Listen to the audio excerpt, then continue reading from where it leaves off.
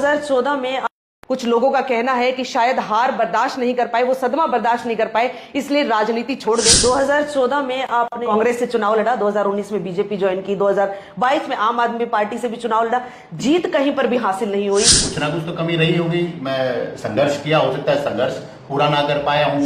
आज के मुख्यमंत्री नायब सिंह सैनी जी के उस बयान की तरफ भी आपके चैनल के माध्यम से लोगों का ध्यान आकर्षित करना चाहूंगा, जहां उन्होंने कहा कि मुख्यमंत्री आवास, जिसको संत कबीर कुटीर का नाम दिया गया, कि निवास के दरवाजे 24 घंटे खुले हैं। मैं पूछता हूं 9.5 साल तक वो दरवाजे बंद क्यों थे?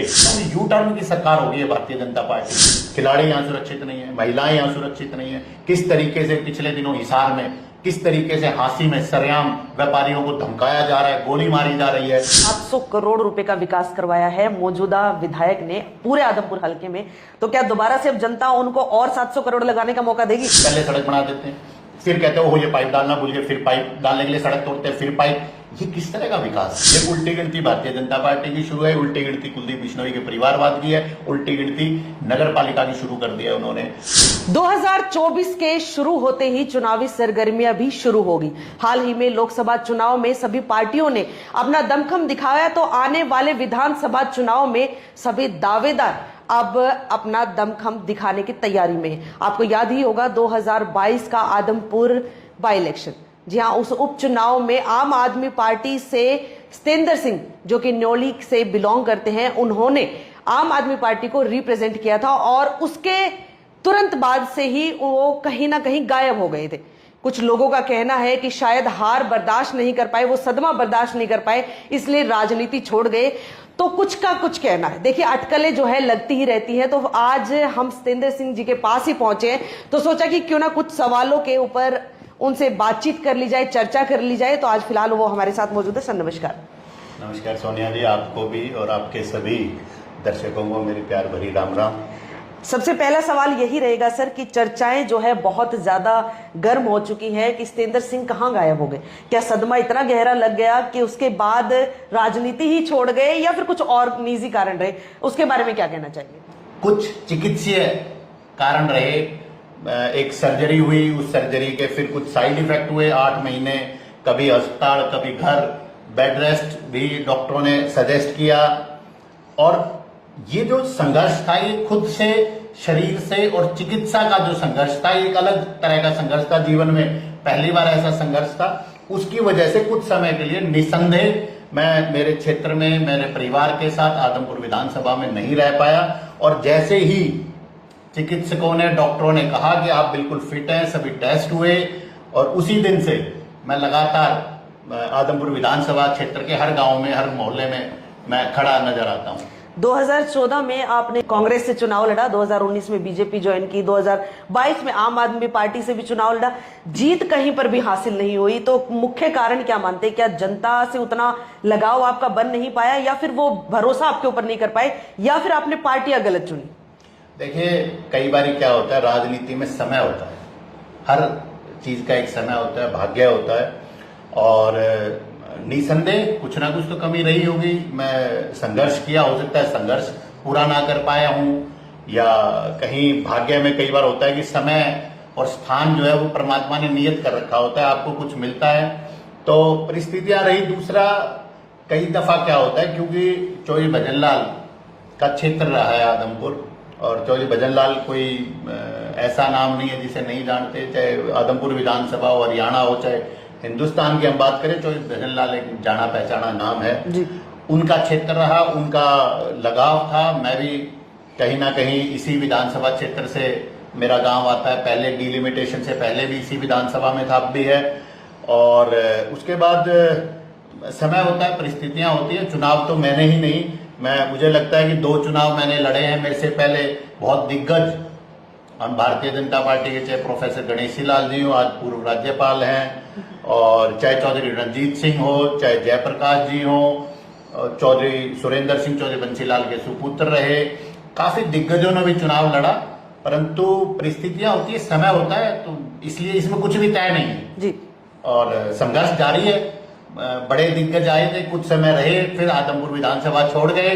परंतु मैं आपके चैनल के माध्यम से दर्शकों को, मेरे विधानसभा के परिवार के सदस्यों को ये सुनिश्चित कराना चाहता हूं कि मेरी आदमपुर विधानसभा से संघर्ष की जो लड़ाई है, जो मुद्दे जो लेके हम चले, हर किसान के खेत में पानी हो, हर घर में पानी हो, हर रोज युवा को किसी ना किसी रूप में, चाहे वो सामाजिक और राजनीतिक इच्छा शक्ति के साथ रोजगार की बात हो, स्वास्थ्य सुविधाएं की बात हो, जो राजनीतिक भागीदारी विकास की आदमपुर विधानसभा क्षेत्र की पूरे हरियाणा में बनती है, जब तक वो भागीदारी का समुचित हक आदमपुर विधानसभा को नहीं मिलेगा, तब तक मेरा संघर्ष यूं ही जारी रहेगा।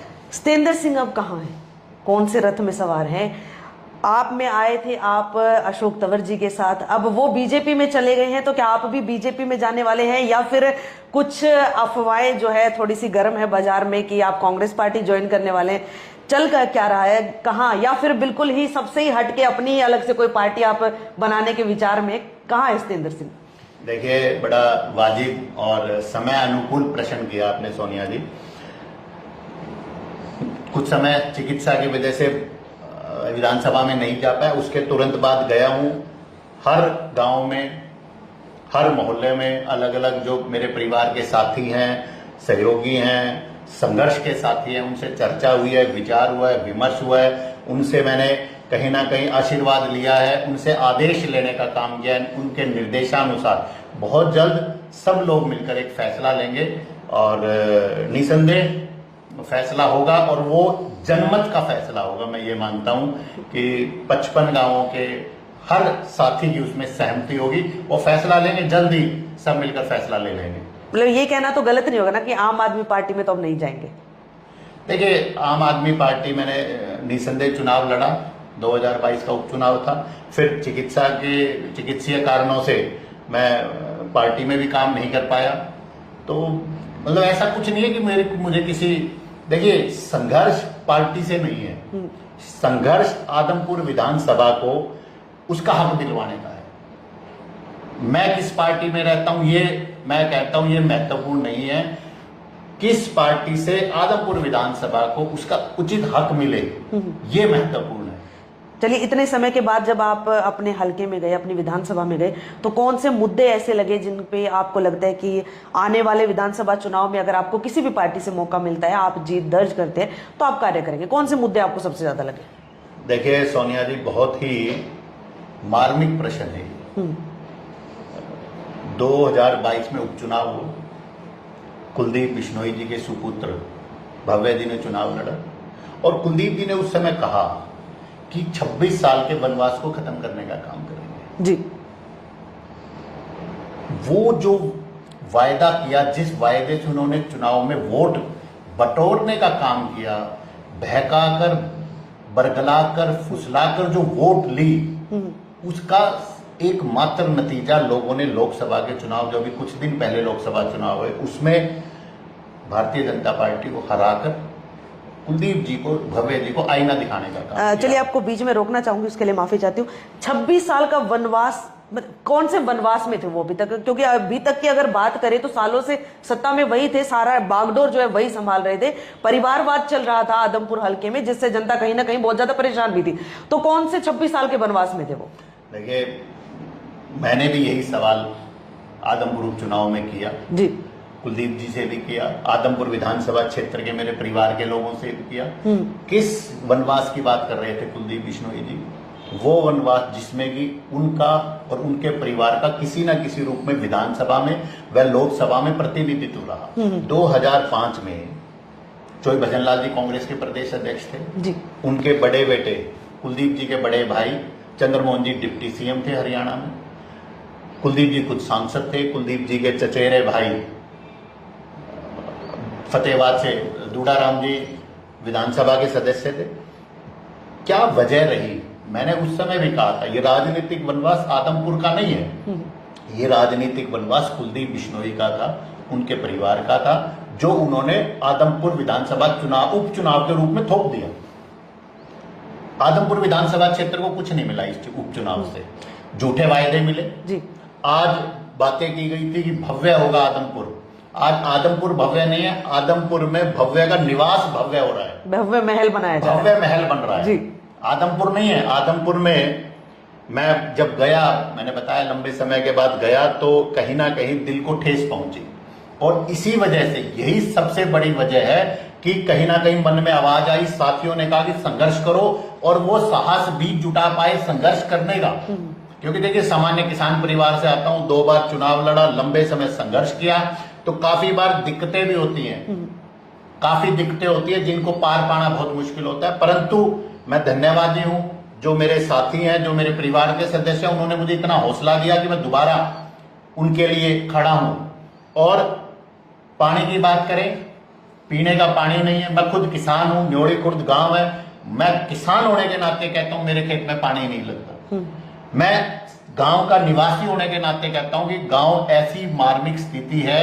आप चब्बरवाड़ गांव देखिए, आप सदलपुर में गांव में देखिए, आप आदमपुर गांव देखिए, अब कौन कौन से गांव का नाम लूं जिसमें इतना बुरा हाल है, जहां पीने का पानी नहीं है। स्कूलों की 2022 में मुद्दा था, स्कूल बंद किए जा रहे थे।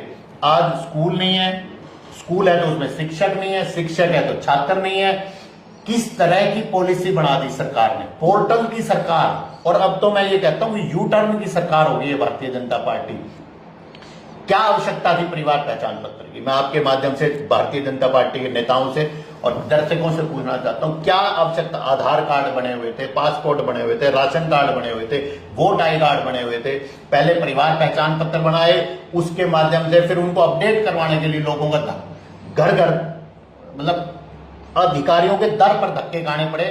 आज वही सरकार समाधान शिविर लगा रही है। देखिए किस तरह की सरकार है, पहले समस्या पैदा करती है, फिर समाधान शिविर लगाने का काम करती है। क्या आवश्यकता थी मेरी फसल मेरा ब्यौरा का? एक साधारण किसान जो 2 एकड़ 3 एकड़ 4 एकड़ का जो छोटा किसान है, जो सीमांत किसान है, मैं पूछता हूं वो किसान अपने खेत में काम करेगा या बैठकर मेरी फसल मेरा ब्यौरा का भरने का काम करेगा? कभी चीजें अपलोड नहीं होती है, कभी इंटरनेट डाउन होता है, कभी सर्वर डाउन होता है। इस तरह की पेचीदगियां भरा जीवन बना दिया है कि आज आप कार्यालय में जाके देखिए कि लोगों की लाइनें लगी हुई हैं। आप किसान के खेत में पानी नहीं है, ऊपर से उसको समय पर खाद और यूरिया नहीं मिलती। जब खाद और यूरिया की लेने की बात होती है तब लाइनें लगती हैं, उनको डंडे बरसाए जाते हैं जी। शिक्षा के नाम पर किस तरह की अजीब सी पॉलिसी लेके आती है ये सरकार। सरकारी स्कूल में, मैं खुद सरकारी स्कूल में पढ़ा हूं, मेरे बच्चे सरकारी स्कूल में पढ़े हैं, सरकारी कॉलेज में मैं पढ़ा हूं। मैं ये पूछता हूं ये क्या पॉलिसी लेके आई है सरकार? सरकारी स्कूल में पढ़ोगे तो आपको जेब से पैसे देने पड़ेंगे, प्राइवेट स्कूल में अगर आप पढ़ोगे तो सरकार आपको पैसे देगी। कहीं ना कहीं एक षड्यंत्र है, क्योंकि सरकारी स्कूल काफी जमीनों में बने हुए हैं, पंचायतों ने वो जमीन दी हुई है, कई जगह बड़े परिवारों ने वो जमीन दी हुई है, गांव ने सामूहिक रूप से जमीन दी हुई है। कहीं ना कहीं सरकारी स्कूलों को बंद करके वहां पर उस जमीन को प्राइवेट हाथों में बेचने का एक षड्यंत्र, सुनियोजित षड्यंत्र ये सरकार रच रही है। मैं आज के मुख्यमंत्री नायब सिंह सैनी जी के उस बयान की तरफ भी आपके चैनल के माध्यम से लोगों का ध्यान आकर्षित करना चाहूंगा, जहां उन्होंने कहा कि मुख्यमंत्री आवास, जिसको संत कबीर कुटीर का नाम दिया गया, कि निवास के दरवाजे 24 घंटे खुले हैं। मैं पूछता हूं 9.5 साल तक वो दरवाजे बंद क्यों थे? क्यों पूर्व में रहे मुख्यमंत्री मनोहर लाल जी ने वो दरवाजे लोगों के लिए बंद कर दिए थे? आज ऐसी क्या मजबूरी है कि सरकार यू टर्न ले रही है, समाधान शिविर लगा रही है, अधिकारियों को मतलब धमकाया जा रहा है? क्यों नहीं 9.5 साल ये सुनिश्चित किया गया कि हर अधिकारी जनता जनार्दन, जिसको कि भगवान के माध्यम लगभग बराबर माना गया है, उनके लिए क्यों उनको इतने चक्कर कटाए गए? किस तरह की सरकार है, समझ से बाहर। चलिए, उसके बावजूद भी वो तो सत्ता में फिर आ गए, तीसरी बार फिर उन्होंने अपनी सरकार बना ली है। और अब दावा जो है हरियाणा को लेकर भी किया जा रहा है कि इस बार हरियाणा में फिर से जो है मुख्यमंत्री जो होंगे वो बीजेपी के ही होंगे। फिर आप लोग बताइए, फिर जनता कहां जागी? देखिए, मैं यही तो थोड़ा सा मैं आपको करेक्ट भी करना चाहूंगा। पहली बात तो तीसरी बारी भारतीय जनता पार्टी सत्ता में नहीं आई, एनडीए की सरकार सत्ता में आई है जी। हरियाणा में भी लोगों ने 5 सीटें 10 से 5 पर लाकर भारतीय जनता पार्टी को कहीं ना कहीं चेताने का और आईना दिखाने का काम किया। आज ये निर्भर करता है, भारतीय जनता पार्टी मुख्यमंत्री बदल दिया, उन्होंने प्रदेश अध्यक्ष बदल दिया, अंदर से डरे हुए हैं, उनको भी पता है कि सत्ता जा रही है, लोग जाग रहे हैं। आप कोई एक क्षेत्र बताइए खिलाड़ी यहाँ सुरक्षित नहीं है, महिलाएं यहाँ सुरक्षित नहीं है। किस तरीके से पिछले दिनों हिसार में, किस तरीके से हांसी में सरेआम व्यापारियों को धमकाया जा रहा है, गोली मारी जा रही है, किस तरीके से युवाओं को जब वो रोजगार मांगने जाते हैं, किस तरीके से उनको झूठे अंक के माध्यम से बरगलाने का काम किया, जिसको हमारे माननीय न्यायालयों ने खारिज करने का काम किया।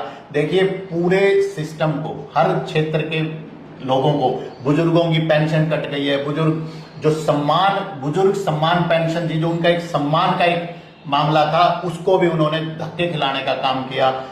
किस तरीके से ये सरकार हर वर्ग को प्रताड़ित करने का काम कर रही है, ये कहीं ना कहीं लोगों के भी समझ में आया है। इसीलिए उन्होंने आईना, देखिए, स्वस्थ लोकतंत्र के लिए स्वस्थ और मजबूत विपक्ष होना जरूरी है। वो कहीं ना कहीं हरियाणा के लोगों ने, क्योंकि हरियाणा समृद्ध है और पढ़ा लिखा है, कहीं ना कहीं ये मैसेज देने का काम किया, चेताने का काम किया। चलिए फिर से आदमपुर पे आते हैं। 700 करोड़ रुपए का विकास करवाया है मौजूदा विधायक ने पूरे आदमपुर हलके में, तो क्या दोबारा से अब जनता उनको और 700 करोड़ लगाने का मौका देगी? देखिए, पहली बात तो मैं आपके इस दावे से, और आपके नहीं, सॉरी, मैं कहूंगा कुलदीप जी के और भव्य के इस दावे से ही सहमत नहीं हूं जी कि 700 करोड़ आदमपुर में विकास कार्यों में लगा है। देख, कागजी तो हुआ है सर, देखिए, धरातल पे नहीं हुआ वो एक अलग बात है, बट कागजी तो हुआ है। मैं तो आपके चैनल के माध्यम से मांग करूंगा कि श्वेत पत्र जारी करें भव्य जी और कुलदीप जी। कौन से 700 करोड़ रुपए की बात कर रहे हैं? मैं पूछता हूं, 700 करोड़ आज पूरा आदमपुर, जो उन्होंने भारतीय जनता पार्टी की सरकार ने नगर पालिका बनाया था, आज उस नगर पालिका के क्षेत्र, क्योंकि अभी तक टूटी नहीं है, नगर पालिका क्षेत्र की आप बात करें तो ऐसा है कि आप एक आदमपुर मंडी के एक कोने से दूसरे कोने तक गाड़ी लेके नहीं जा सकते। सारी सड़कें खुदी पड़ी हैं। सड़कें, मैं गया आदमपुर मंडी में कल परसों, तो मुझे बताया, बोला जी पहले सड़क बना देते हैं, फिर कहते हो ये पाइप डालना भूल गए, फिर पाइप डालने के लिए सड़क तोड़ते हैं, फिर पाइप। ये किस तरह का विकास है जी? क्या इंजीनियरों की कमी है सरकार में? दूसरा सबसे बड़ा उदाहरण, हर व्यक्ति के जीवन में ये होता है कि वो तरक्की करे। ऐसी क्या वजह है कि नगर पालिका को तोड़ने का काम करवा रहे हैं कुलदीप जी? पहले गांव से तहसील, सब डिवीजन, जिला बनाना होता है। ये उल्टी गिनती शुरू है। ये उल्टी गिनती भारतीय जनता पार्टी की शुरू है, उल्टी गिनती कुलदीप बिश्नोई के परिवारवाद की है, उल्टी गिनती नगर पालिका की शुरू कर दी है उन्होंने।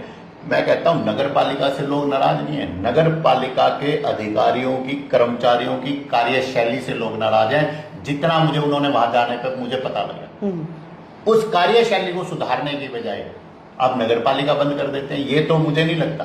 दूसरी चीज, गांवों में कहते हैं विकास कार्य, मैं कह रहा हूं जहां पे पीने के पानी की समुचित व्यवस्था नहीं है, जहां पे बिजली के लिए, मेरे पास कल परसों रात को फोन आए हुए थे गांवों से, काजड़ा गांव से फोन आए और गांवों से फोन आए कि रात को 11 बज रहे, लाइट नहीं है। ये मॉनसून सीजन जिसको हम चौमासा बोल देते हैं, ये हुमस भरा, ह्यूमिडिटी कंटेंट जिसमें इतना हावी हो जाता है, उस समय लाइट नहीं है।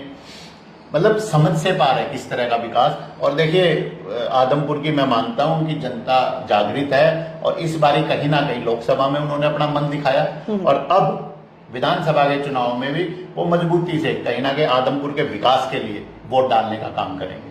चलिए, आपकी जनता आपको देख पा रही है, कोई मैसेज आप उनको देना चाहेंगे?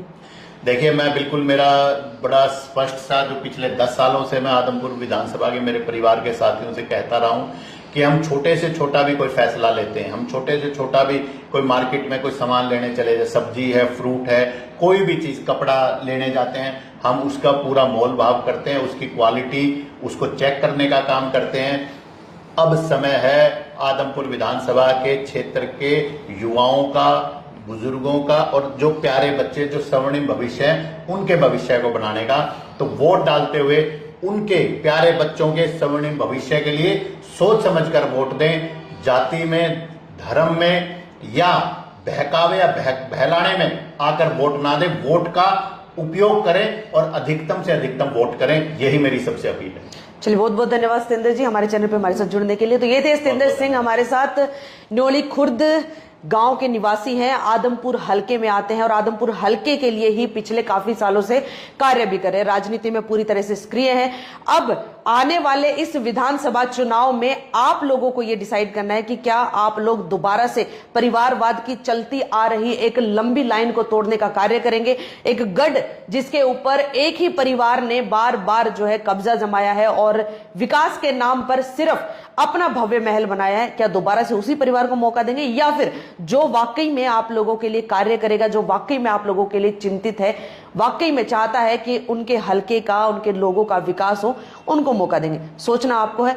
कोई भी सवाल आपका सतिंदर जी से अगर है तो आप हमें कमेंट बॉक्स में जरूर बताइएगा, वो सारे सवालों के जवाब भी आप तक पहुंचाने का मैं पूरा काम करूंगी। फिलहाल इस वीडियो को लेकर के आप लोगों की क्या प्रतिक्रिया है और वीडियो को शेयर करना मत भूलिएगा।